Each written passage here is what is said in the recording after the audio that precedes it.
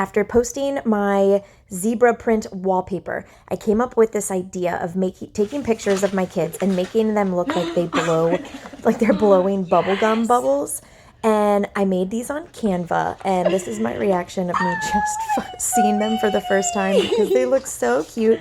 I took these pictures with my phone, I uploaded them into Canva, and it was really easy. I'll actually do another tutorial showing you how I did it. So I actually ordered these right on Canva. And then I bought all these frames from Amazon. Now we're gonna spray paint them. The black ones were cheaper than the white ones.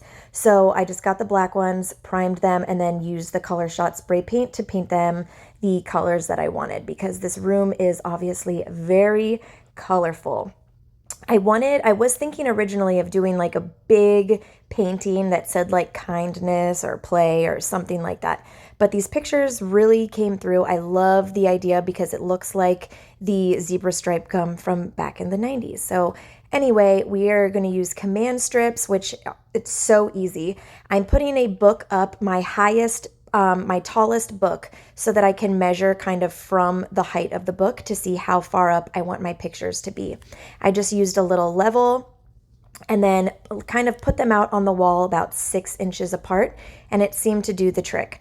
The shelves and baskets I actually already had on hand, and they were all brown, and I spray painted them using Color Shot spray paints. I'm all about designing on a dime and using what I have around the house to upcycle and make new. Let me know what you think about this space and which room I should do next.